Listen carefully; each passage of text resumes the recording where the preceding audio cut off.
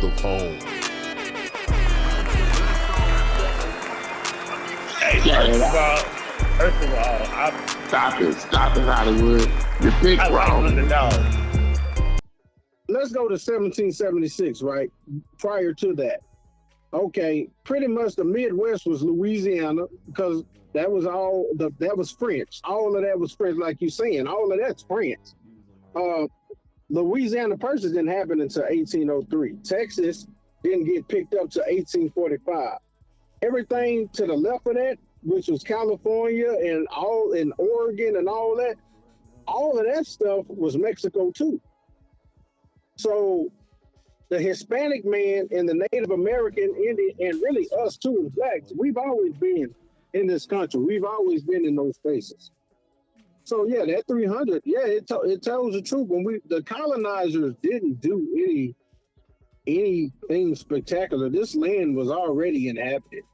And what we're seeing today, when you see the population growth and they talking about the borders, you're just seeing the original people just making their way back to their original land, which kind of brings me back to that Six Flags Over Texas thing.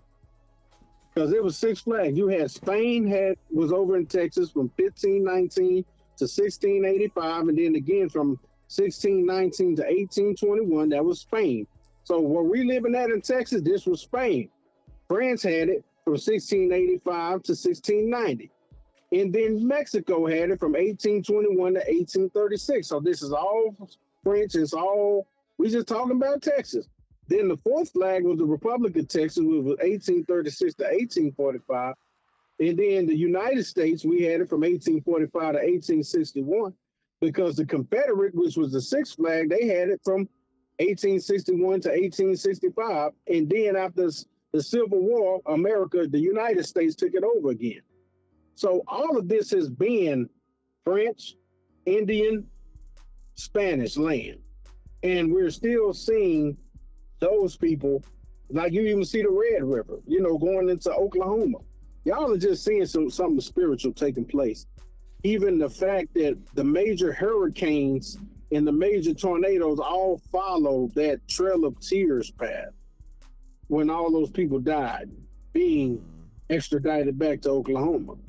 So a lot of spiritual history has taken place. And even this, I want to add this to this conversation. Have y'all ever heard of the Underground Railroad? Right, yeah. Yes. The Underground Railroad is every HBCU. If you look at a map on Google of where the Underground Railroad, all of the places will pinpoint you to where the HBCUs are located right now, because all the HBCUs are in the South, going towards the North. They're all in that same cluster. Just look at that on the map. The Underground Railroad is the HBCUs, and that's why the HBCUs are there. That's history. If you want to know where the Underground Railroad is, just follow the HBCUs. They're literally in the same place, the same pattern, the same escape routes. Those are where those HBCUs at. That's how you even have an historical black college that was built to teach Negroes.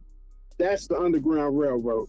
And our history is right in front of our face, and we don't even be seeing it because we be too caught up in what NBA Youngboy got going on and what NLE Chopper got going on, which is nothing wrong with them, but they're assigned to major corporations.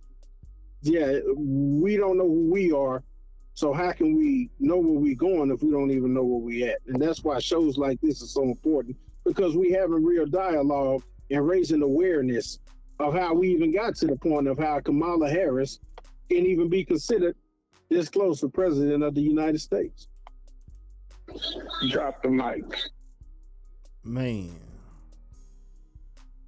All I'm gonna say is, America, youngsters, if y'all not listening, y'all need to listen to this, bro. Listen. Your knowledge base is not gonna be in them books. It's gonna be talking to your elders. And that's the truth of the matter. All that going to the book, going to the internet, they control the internet, they control everything. So the best thing for them to do is to talk to somebody that's older for them to get a better understanding of what they coming up to next. If you up here playing Fortnite when you got people developing Fortnite, I don't think that you on the right side of the path. But right.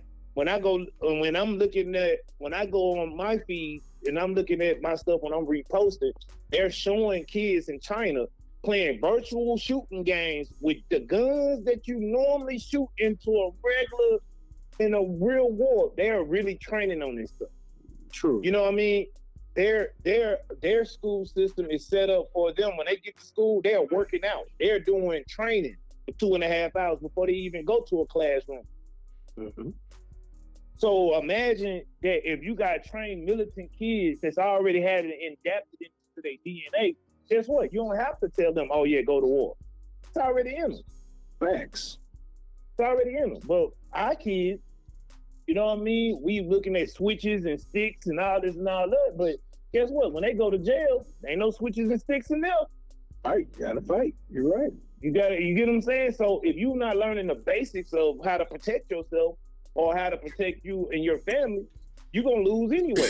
So the way it's set up, I don't like it. I don't like it at all. You know what I mean? Like, I got my kids boxing at hell, I was teaching them how to fight at 6 months.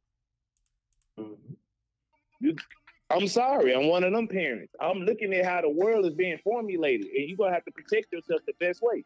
So I'm gonna teach you how to fight first. Then I'm gonna teach you the knowledge base of how to fight, which you know. Facts. You know what I mean? So if I'm teaching you the knowledge base, hey, these are the rules. When somebody pull you over, this is what you do. You don't have to do this. You don't have to confirm to this. Well, they said we ain't got no rights. Yes, you do. You do got rights. Get what I'm saying? You got enough rights to be able to get out of certain situations if you know what you're saying or know what you're doing. Facts. And then it's also important for our people to understand that that legal system is not fought in the streets of America. You know, if a police, you know, you can probably sometimes say something, but for the most part, if they're in the wrong, let them be in the wrong, because that's what the lawyer in the court system is for. And, you know, the biggest thing is to stay alive, because then, you know, they can be sued. You know, don't try to hold court in the streets when you're dealing with law enforcement, because you're just not going to win that battle. And you're not going to beat the alligator in the swamp, but you got a hell of a chance beating that motherfucker at the airport. You ain't lying. You know, he ain't that bad, you know, on a runway, on concrete runway, than what he would be in that swampy water. So we just have to be mindful, even on the attacks, some of the attacks. Some people would argue that COVID was a warfare attack, biological attack. I know. And then also, when we're looking at the knowledge base and people focus on the internet can be edited and altered. But what can't be edited and altered is those books. So never forget that library is still there, and we should appreciate it more while it's there, because there's so many stories and so much knowledge in a library that we can access for free that's becoming irrelevant in this new society. But that's what, if anyone wanted to whitewash or erase history, they would start at the libraries.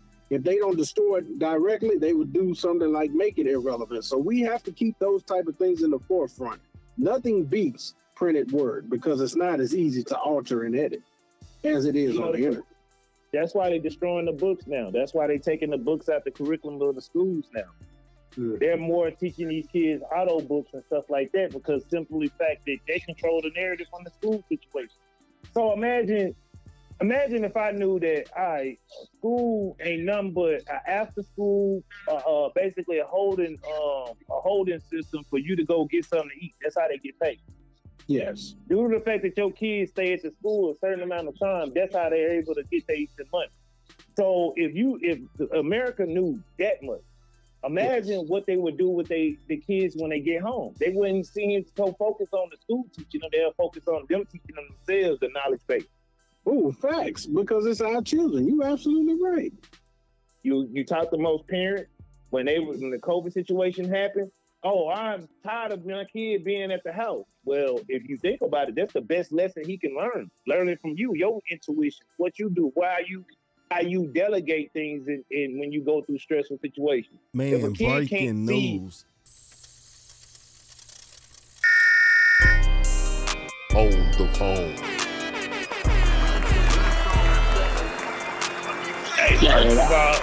First of all, Stop it, Hollywood. You're big I wrong. like $100.